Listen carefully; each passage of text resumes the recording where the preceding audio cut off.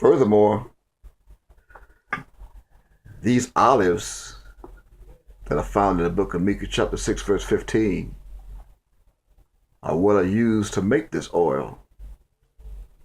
They are the very same olives that's also prophetical and symbolical that was found by Yahweh, Beth Nusophi, Yahweh ben Yahweh, when he arrived in Miami in 1979. The very same olives, black olives. You know, we have both. We have two types of olives. You have black olives and green olives. The olives that Yahweh ben Yahweh found were black olives. The green olives was back there in the wilderness with Moses. Wasn't time yet. Which are the very same olives, a different seed, a different body. And those olives is being used this very day to make oil that is used, quote, for healing the sick, for anointing the head and body at the 3 appointed feasts, that is mentioned among articles of commerce, and is found in the book of Matthew chapter 10 and verse 5 through verses 8. End of quote. However, let's read Matthew chapter 10 and verses 5 through 8.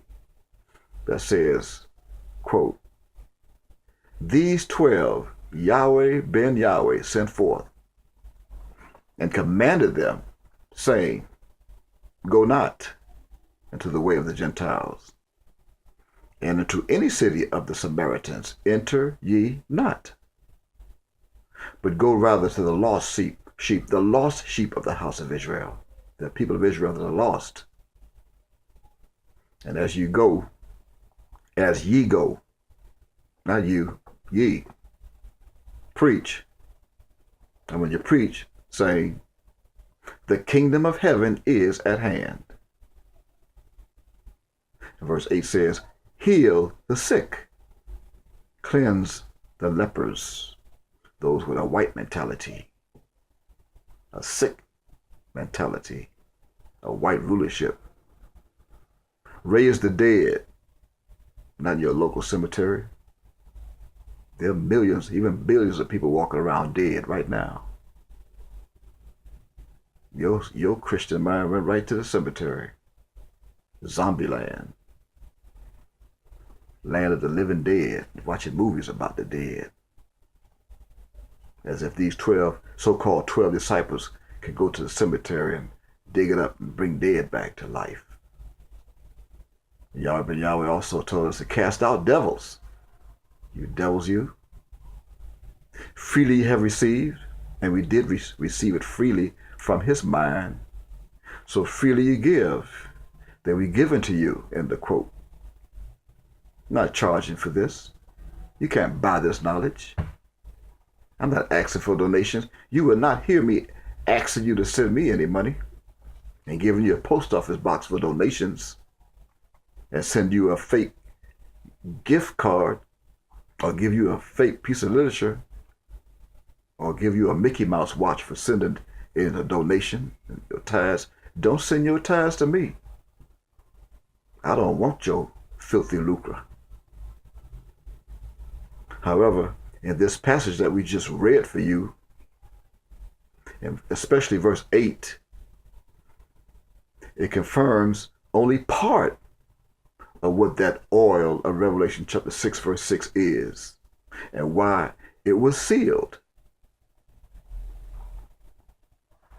Verse 8 also reveals that that oil is preserved for. It also explains allegorically what it is preserved for and what it's meant for, and when it would be used at this end time. Also, in the same passage, the numeric number, quote, 12, end of quote, is found in verse 5. It was said for hundreds of years now to believe that these are the so-called 12 disciples of, quote, Jesus, end of quote, Jesus, Espanol, that were called by way of eminence, which means that they are positioned in the Catholic Church with a high rank of distinction or superiority. This is another bald-faced lie. Another bald-faced lie of Satan and his wicked bastards. There's no such group. There's never was a such group of only 12 disciples of Yahweh ben Yahweh.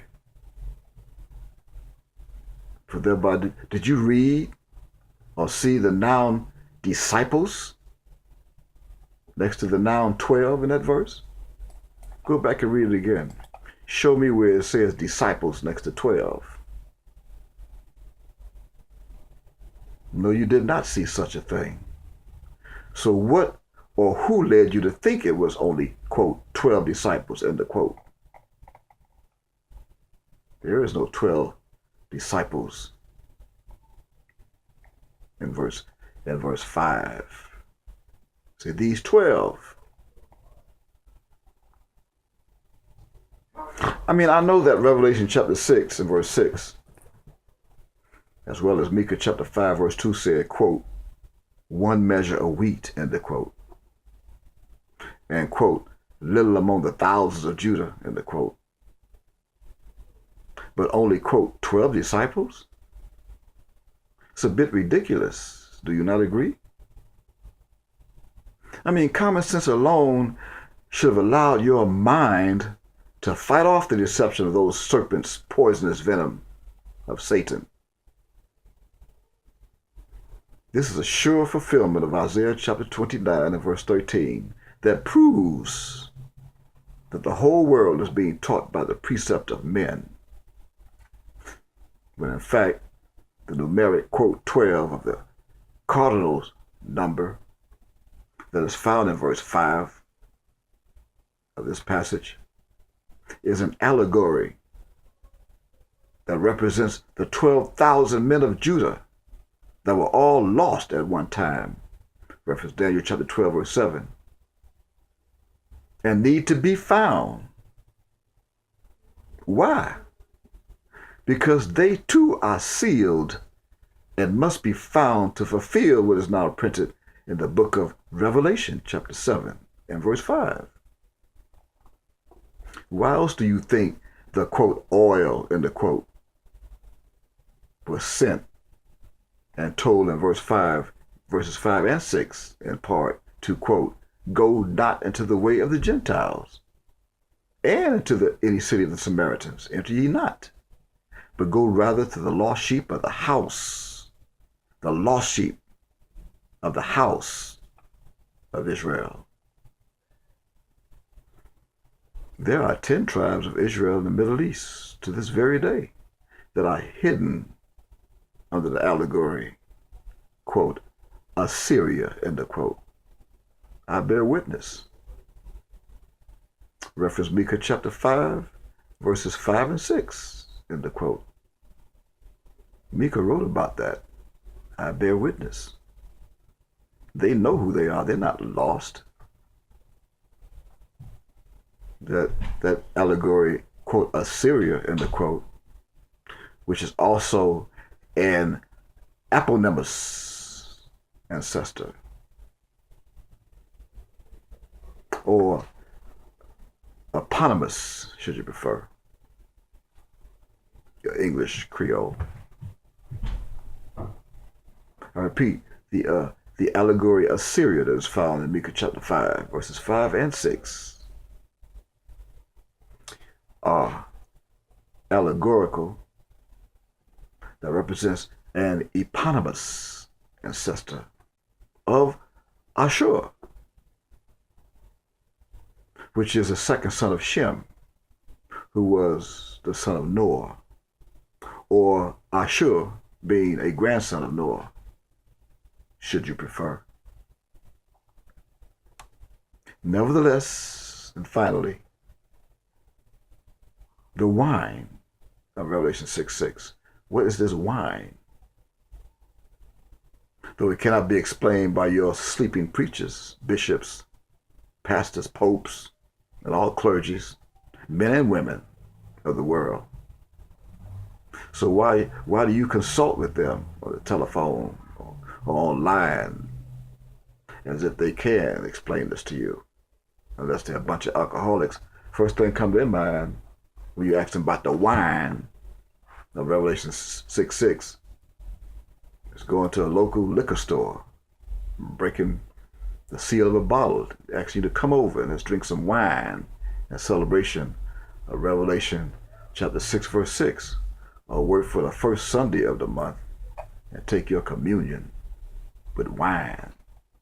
Some churches use false grape juice. Praise Yahweh.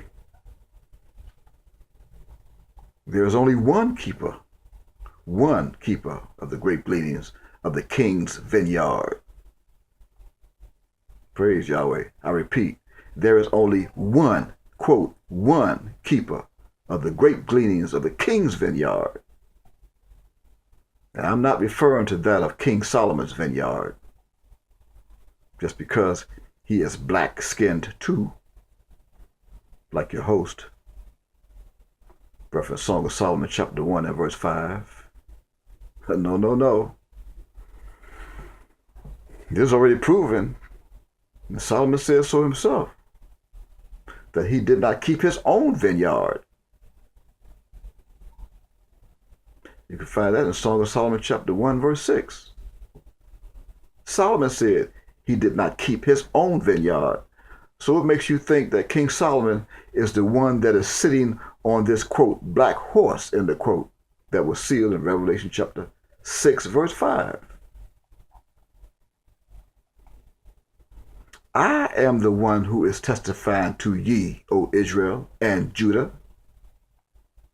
I am the one who is bringing to your attention, quote, after, end of quote, you were commanded by the Grand Master of the Celestial Lodge, Yahweh ben Yahweh, to study your Hebrew name and then write a book about your Hebrew name and of your Hebrew name, a result of your erudition of study.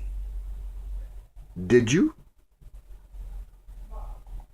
If you became erudite after studying your name, then you would know who these grapes are of the wine, the grape gleanings, and who it is that is the keeper of the grape gleanings of the vintage of the vineyard of Yahweh ben Yahweh.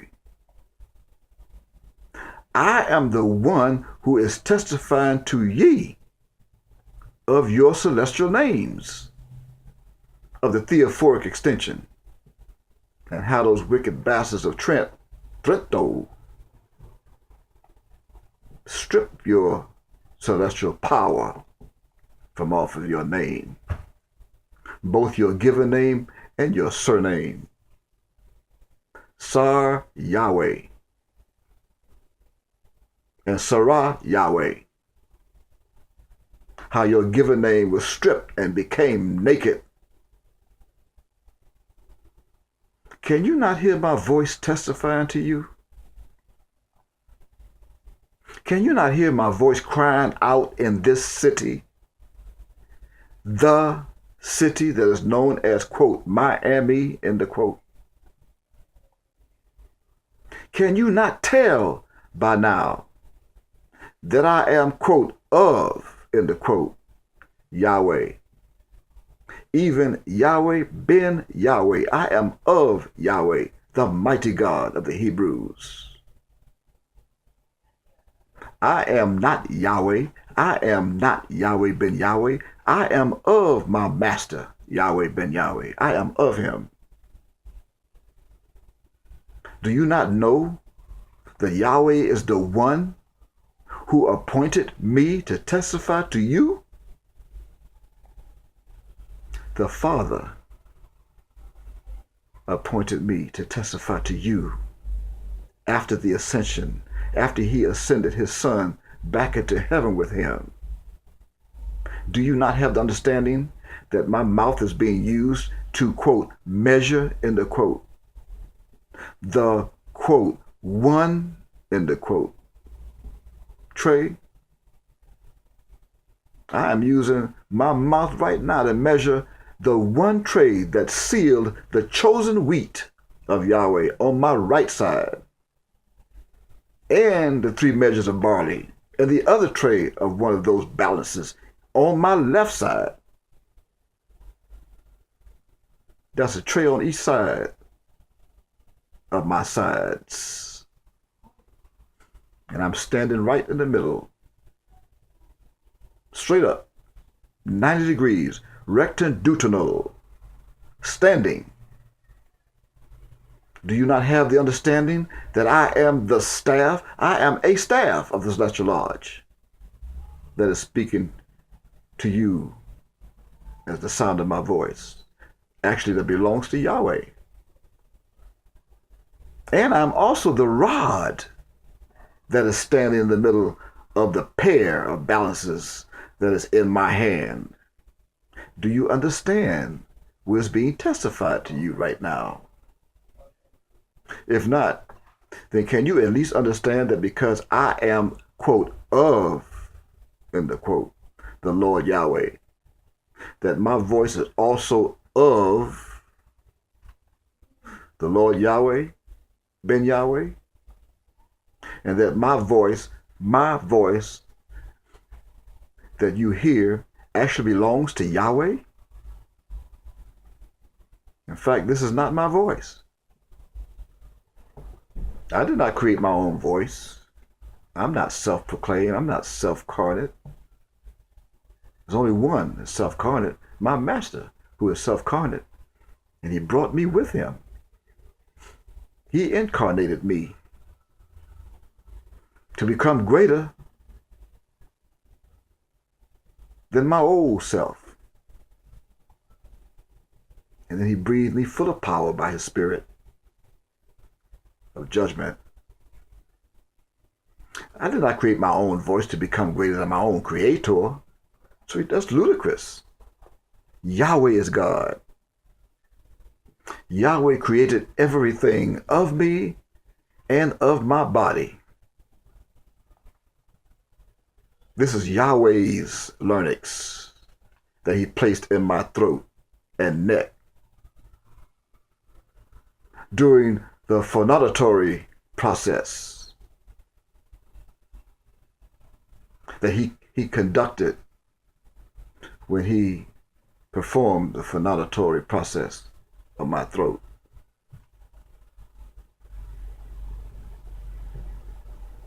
It's not my throat, it's Yahweh's throat. He conducted this process of creating my voice when he blessed me with a voice that became essential to make the sounds that you now hear coming from my vocal cord. That's why you gotta drink water every once in a while when you are speaking in public. Yahweh's words are hot. Becomes unbearable. Need to quench it. Do you not have the understanding of what is found printed in the book of Micah, chapter 6 and verse 9?